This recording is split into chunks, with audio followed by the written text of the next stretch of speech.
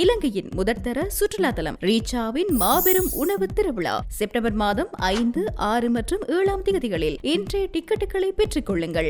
முன்னாள் ஜனாதிபதி ரணில் விக்ரமசிங்கே அவர்கள் சிறைப்பிடிக்கப்பட்டிருக்கின்றார். இதே நிலவரம் ஏற்கனவே நாட்டை நிர்வகித்த ஜனாதிபதிகளுக்கும் வருமா?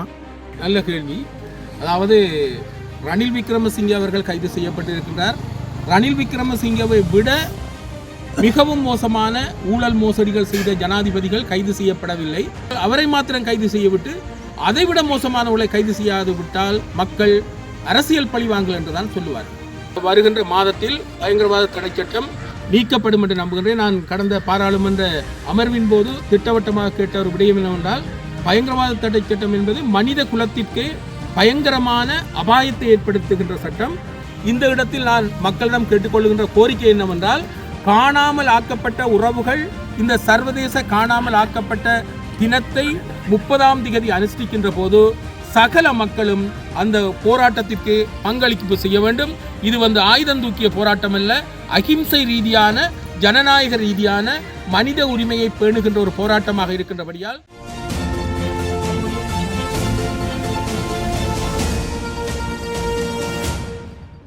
வணக்கம். மற்றொரு செய்தி. ரணில் விக்ரமசிங்கவை விட பல குற்றச்சாட்டுகளுடன் பல முன்னாள் ஜனாதிபதிகள் உள்ளனர். அவர்களும் சட்டத்திற்குள் நிறுத்தப்பட வேண்டும். இல்லாவிடில் ரணிலின் கைதினை அரசியல் பழிவாங்கலாகவே நாம் பார்க்கின்றோம் என ஸ்ரீநேசன் எம்பி தெரிவித்திருக்கிறார். மட்டக்களப்பு மாவட்ட போரதீவு பற்று பிரதேசத்துக்கு உட்பட்ட கிராமத்தில் நடைபெற்ற மக்கள் சந்திப்பின் பின்னர் ஊடகவியலாளர்கள் எழுப்பிய கேள்விக்கு பதில் அளிக்கையிலேயே அவர் இவ்வாறு தெரிவித்திருக்கிறார். நாட்டின் முன்னாள் ஜனாதிபதி என்றும் பாராமல் தற்போது முன்னாள் ஜனாதிபதி ரணில் விக்ரமசிங்கே அவர்கள் சிறைப்பிடிக்கப்பட்டிருக்கின்றார். இதே நிலவரம் ஏற்கனவே நாட்டை நிர்வகித்த ஜனாதிபதிகளுக்கும் வருமா? தற்போதைய ரணில் விக்ரமசிங்கவின் கைது அரசியல் பழிவாங்கல் என எதிர்க்கட்சிகள் தெரிவிக்கின்றார்கள். இது தொடர்பில் சிரேஷ்ட அரசியல்வாதி என்ற ரீதியில் உங்கள் பார்வை எவ்வாறு இருக்கின்றது? நல்ல கேள்வி. அதாவது ரணில் விக்ரமசிங்கே அவர்கள் கைது செய்யப்பட்டிருக்கின்றார். ரணில் விக்ரமசிங்கவை விட மிகவும் மோசமான ஊழல் மோசடிகள் செய்த ஜனாதிபதிகள் கைது செய்யப்படவில்லை. ஆகவே சிறிய குற்றம் செய்தவரை கைது செய்திருக்கின்றார்கள், பெரிய குற்றம் செய்தவர்களை கைது செய்யப்படவில்லை என்பதுதான் உங்களுடைய கருத்து. உண்மையில் நானும் அதனைத்தான் பார்க்கின்றேன்.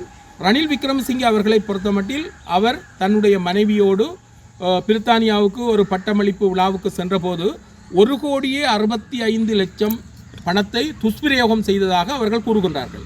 ஆகவே அரச நிதியினை துஷ்பிரயோகம் செய்திருந்தால் யாராக இருந்தாலும் அவர்கள் தண்டிக்கப்பட வேண்டும். ஏனென்றால் அது தனிப்பட்ட ஒரு பயணம் என்று குறிப்பிட்டார்களாம். இப்போது சொல்லுகின்றார்கள் அரச பயணம் என்று. அவை அரச பயணம் என்பது ஒரு மனைவியின் பட்டமளிப்பு விழாவுக்கு சென்றது அரச பயணம் ஆகுமா என்ற கேள்வி எழுகின்றது. ஆகவே நான் சொல்லுகின்றேன், ரணில் விக்ரமசிங்கே அவர்களை விடவும் மிக மோசமான குற்றங்களை அல்லது ஊழல் மோசடிகளை அல்லது வன்முறைகளை செய்த ஜனாதிபதிகள் இருக்க செய்கின்றார்கள். ஆகவே நிச்சயமாக ரணில் விக்ரமசிங்கே கைது செய்யப்பட்டால் ரணில் விக்ரமசிங்கவை விட மோசமான குற்றங்களை செய்தவர்கள் கைது செய்யப்பட வேண்டும். கைது செய்யப்பட்டால் தான் இவர்கள் உண்மையில் சட்டவாட்சியை செய்கின்றார்கள் என்பதை நம்பக்கூடியதாக இருக்கும். இல்லாது விட்டால் அவரை மாத்திரம் கைது செய்யவிட்டு அதைவிட மோசமானவர்களை கைது செய்யாது விட்டால் மக்கள் அரசியல் பழிவாங்கல் என்றுதான் சொல்லுவார்கள். அரசாங்கம் ஆட்சிக்கு வந்த பின்னர் சட்ட நடவடிக்கைகளையும் கைது நடவடிக்கைகளையும் தான் முன்னெடுத்து வருவதாகவும், அபிவிருத்தியும் மக்களின் குறிப்பாக வடகிழக்கு மக்களின் தேசிய பிரச்சனையில் இதுவரை கையெடுக்கவில்லை எனவும் மக்கள் மத்தியில் பெரிய குற்றச்சாட்டு நிலை வருகின்றது. இது தொடர்பில் இலங்கையின் பாராளுமன்ற உறுப்பினர் ரீதியில் நீங்கள் உங்களுடைய அவதானிப்பு எப்படி இருக்கிறது? உண்மையில் இந்த விடயம் சம்பந்தமாக நாங்கள் பாராளுமன்றத்திலும் கூட உரையாற்றி இருக்கின்றோம். அதாவது இலங்கையில் முக்கியமான ஒரு இனப்பிரச்சனை ஒன்று காணப்படுகின்றது. அந்த இனப்பிரச்சனை தீர்க்கப்படாத காரணத்தால் தான் இலங்கை ஒரு மங்குரோத்து நாடாக மாறியது என்ற விடயத்தை கூட நாங்கள் சுட்டிக்காட்டியிருக்கின்றோம். ஆகவே தேசிய இனப்பிரச்சனை தீர்க்கப்பட வேண்டும் என்கின்ற விடயத்தை நாங்கள் சொல்லிக் கொண்டு தான் இருக்கின்றோம். அதே நேரத்தில் இப்போது வந்திருக்கின்ற அரசாங்கம் என்ன சொல்லுதென்றால், நாங்கள் இப்போது 9 மாதங்கள் தான் ஆகின்றன. இந்த 9 மாதத்திற்குள் நாங்கள் எல்லாவற்றையும் முடித்து விட முடியாது. ஆகவே நாங்கள் ஒரு சட்டவாட்சியை செய்கின்றோம். சட்டவாட்சியின்படி சட்டத்தின் முன்னிலையில் யாவரும் சமன். ஆகவே குற்றமிழைத்தவர்கள், மோசடி செய்தவர்கள், அவர்களுக்குரிய நடவடிக்கையை நாங்கள் எடுக்கின்றோம். இந்த நடவடிக்கை எடுக்கின்ற போது பெரியவர் சிறியவர் என்ற பேதம் பார்ப்பதில்லை. தராதரம் கூடியவர் தராதரம் குறைந்தவர் என்ற பேதம் பார்ப்பதில்லை. ஆகவே அவர்கள் சொல்லுகிறார்கள், தேர்தலில் அவர்கள் கொடுத்த வாக்குறுதி சட்டத்தின்படி ஆட்சி செய்வோம் என்று அவர்கள் வாக்குறுதி கொடுத்தார்களாம். கடந்த காலத்தில் ஊழல் மோசடி லஞ்சத்தில் ஈடுபட்டவர்களை கைது செய்வோம் என்ற வாக்குறுதிகளை கொடுத்தார்களாம்.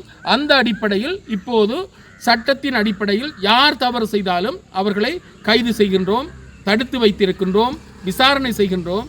இது தங்களுக்குரிய கடமை அல்ல, அது போலீஸ் துறையும் நீதித்துறையும் செய்கின்றது.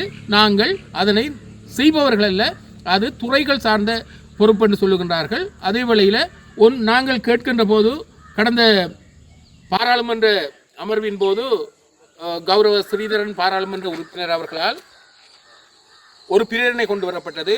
தமிழ் மக்களின் உரிமைகள் சம்பந்தமான பிரேரணை கொண்டு வரப்பட்ட போது தீர்வு என்ற விடயம் சுட்டிக்காட்டப்பட்டது.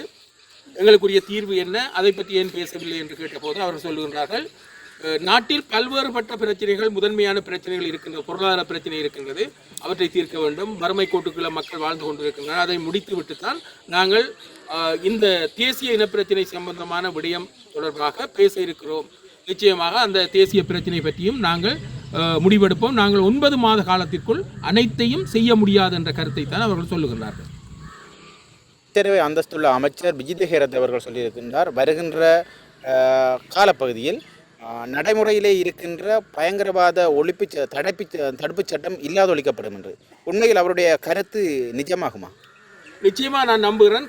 வருகின்ற மாதத்தில் பயங்கரவாத தடை சட்டம் நீக்கப்படும் என்று நம்புகின்றேன். நான் கடந்த பாராளுமன்ற அமர்வின் போது திட்டவட்டமாக கேட்ட ஒரு விடயம் என்னவென்றால், பயங்கரவாத தடை சட்டம் என்பது மனித குலத்திற்கு பயங்கரமான அபாயத்தை ஏற்படுத்துகின்ற சட்டம், இலங்கைக்கு அவமானத்தையும் கேவலத்தையும் ஏற்படுத்திய ஒரு சட்டம். அந்த சட்டத்தை விரைவில் அகற்ற வேண்டும். அகற்றுவதன் மூலமாக ஜே.ஆர். ஜெயவர்தனாவிலிருந்து கடந்தவர்கள் இந்த சட்டத்தை அகற்றாமல் அந்த கொடிய சட்டத்தின் மூலமாக அரச பயங்கரவாதத்தை செய்திருந்தார்கள். அவை நீங்களாவது இந்த சட்டத்தை நிறுத்துவதன் மூலமாக நீங்கள் ஒரு பெருமையை தேடிக்கொள்ள வேண்டும் என்று கேட்டபோது அவர்கள் சொன்னார்கள், வருகின்ற மாதத்தில் பயங்கரவாத தடை சட்டம் நீக்கப்படும் என்று ஐக்கிய நாடுகள் சபைக்கு அவர்கள் உத்தரவாதம் கொடுத்து விட்டதாக கூறியிருக்கின்றார்கள். நாங்களும் நம்புகின்றோம், அகற்றப்படலாம். அகற்றிவிட்டு அதற்கு சமமான இந்த ஒரு சட்டத்தையும் கொண்டு வரப்படக்கூடாது என்றும் சொன்னோம்.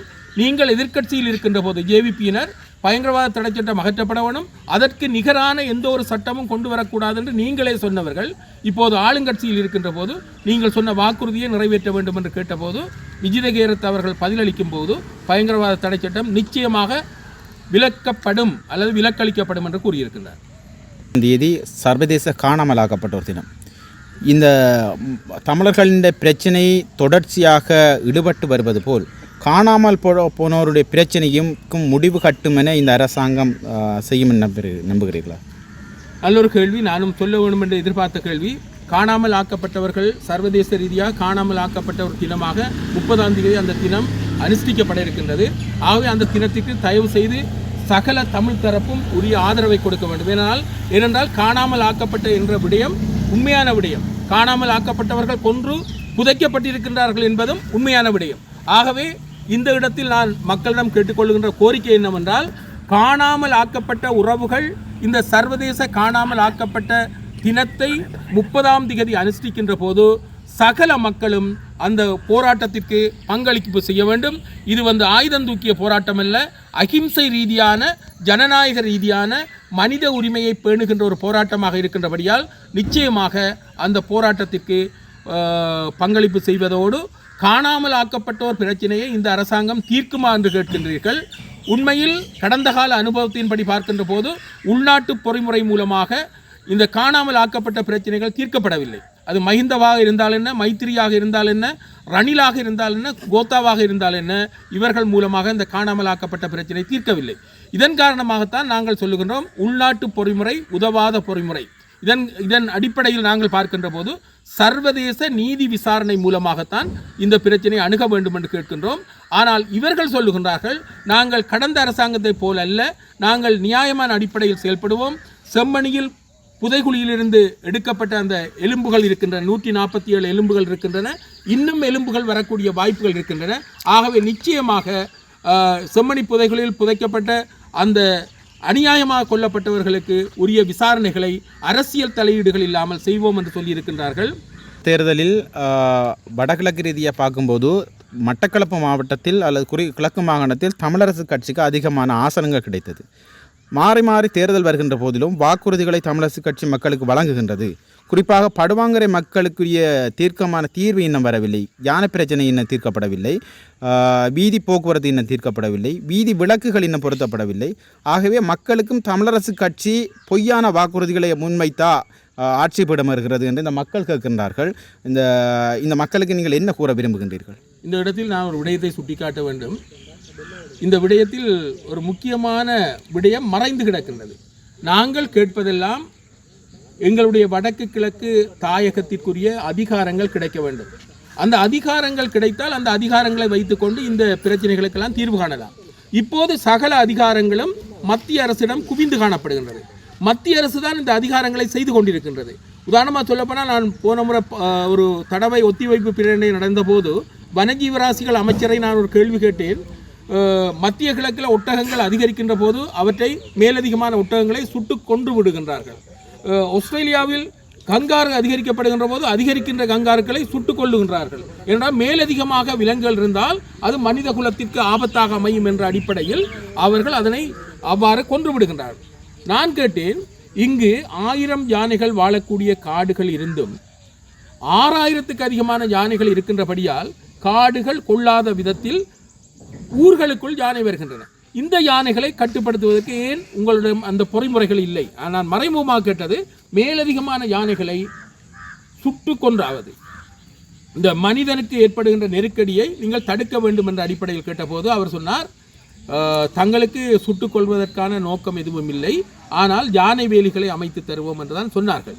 ஆனால் உண்மையில் உங்களுக்கு தெரிய வேண்டும், சில அதிகாரங்கள் முழுவதும் மத்திய அரசிடம் கொழும்பிடம் இருக்கின்றபடியால் நாங்கள் அந்த அதிகாரத்தை பயன்படுத்த முடியாமல் இருக்கின்றது. இப்போ நாங்கள் எங்களோட மாநிலத்துக்குரிய ஒரு அதிகாரம் இருக்குமாக இருந்தால் நாங்கள் முடிவெடுக்கலாம். எங்களோட மக்களுக்கு ஆபத்து வருகின்ற போது அவர்களிடம் துப்பாக்கிகளையாவது கொடுத்து அவர்களை கொல்ல வருகின்ற காந்தி கூட சொல்லியிருக்கின்றார், ஒருவரை முட்ட வருகின்ற குத்த வருகின்ற ஒரு மாடு எங்களுக்கு ஆபத்தை விளைவிக்கப் போகின்றதுனால் அதனை சுட்டு கொண்டு விடலாம் என்று காந்தி சொல்லியிருக்கிறார்.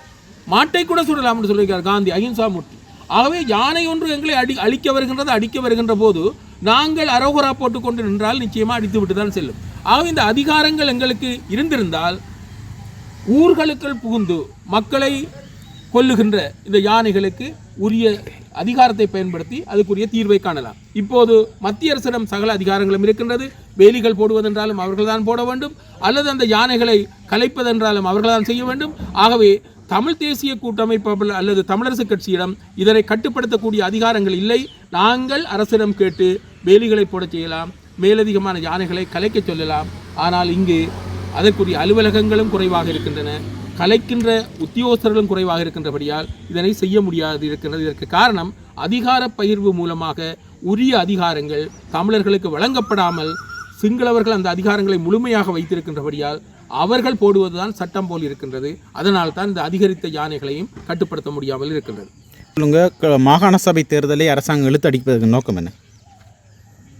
உண்மையில் இந்த அரசாங்கம் சொல்லியது, கடந்த காலங்களில் தாங்கள் ஆட்சிக்கு வந்தால் சகல தேர்தல்களையும் ஜனநாயக அடிப்படையில் செய்வோம் என்று தான் சொன்னார்கள்.